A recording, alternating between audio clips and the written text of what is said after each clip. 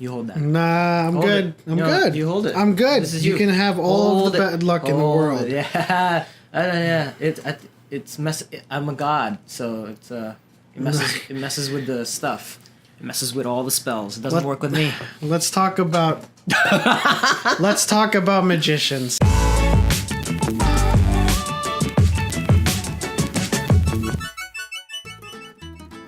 All right, Flip, what you got? I got 2. Thank you for being part of bicycle history and future. Here's to another 125 years. I win. You want to see something else?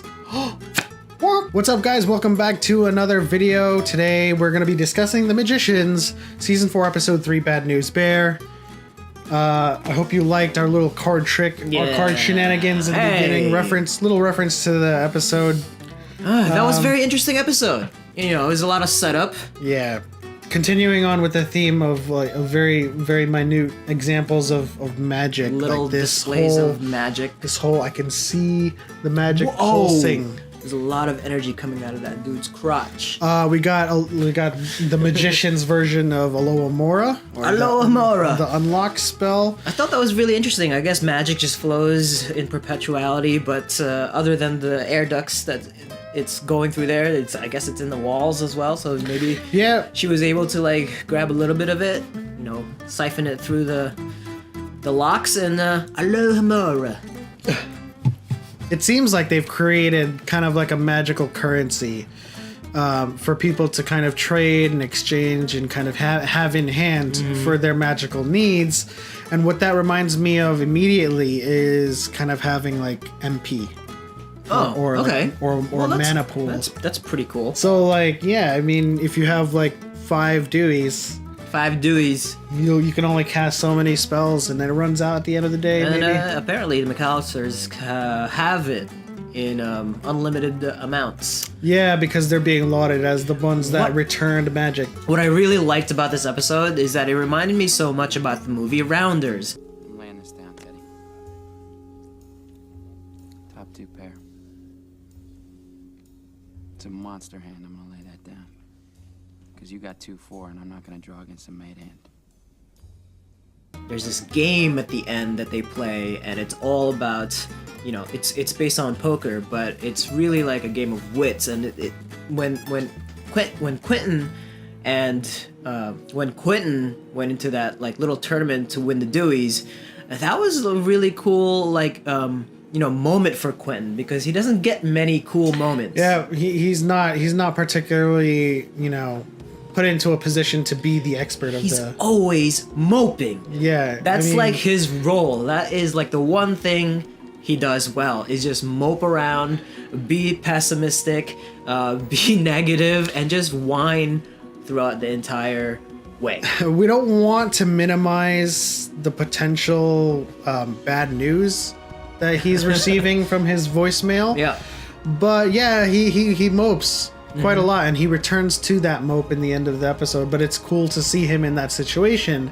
Kind of has some air to Molly's game too. Right. But I do like that this game is kind of like a variation of war, but you're kind of combating the other magician in ways you can shake up the game. You can either have the largest card, or you can counter whatever spell that they're doing. It's a game of cheat. You just have to count. You have to find a way to cheat, but also kind of like subvert the cheats that they're doing. So like, if you both go for the ace, it's always going to be a tie. So you gotta like find a way to just like in Quentin's case, like and what we had portrayed in our little skit, he had a 2, but you know what? It looked like a winning hand for her, but he gave her the rules to poker. So, that stuff was pretty clever. On another note, we have Margot and Josh.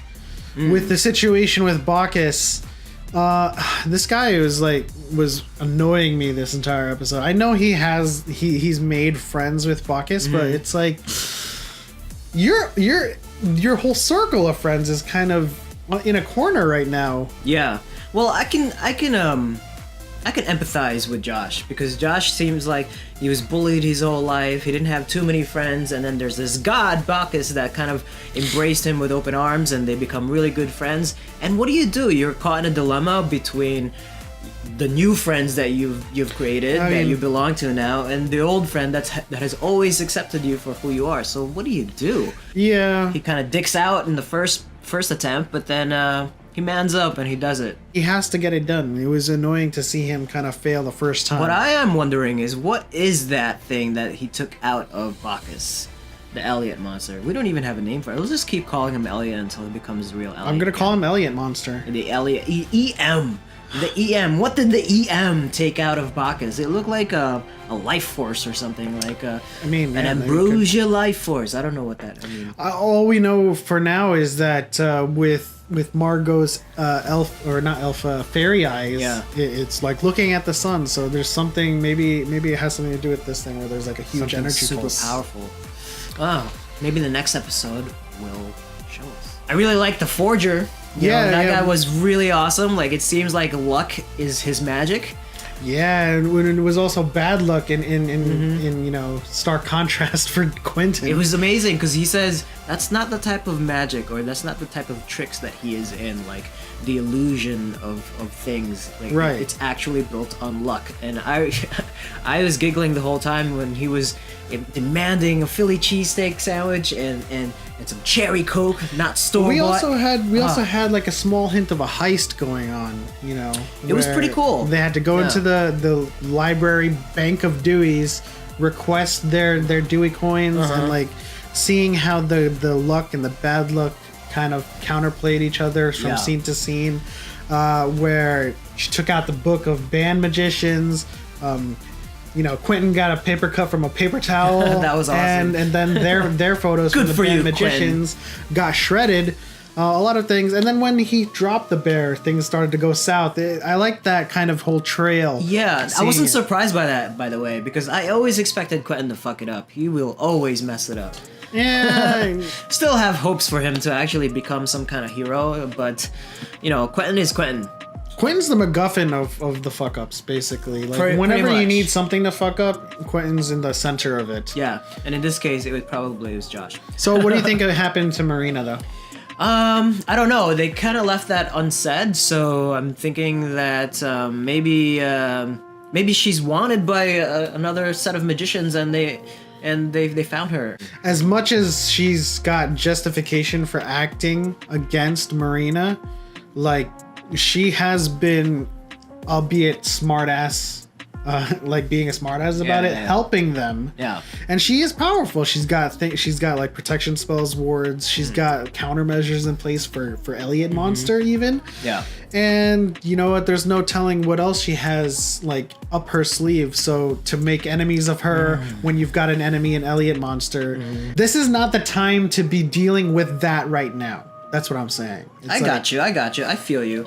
I don't know. You gotta choose your battles. I think Katie, this revenge has been seeping, and it's been building up since the last season for her. So it's maybe she's always the type of person that really needs that satisfaction, whether it's good for her or bad for her. And I think she just went for it, and good for her. It might lead to some consequences. Probably so.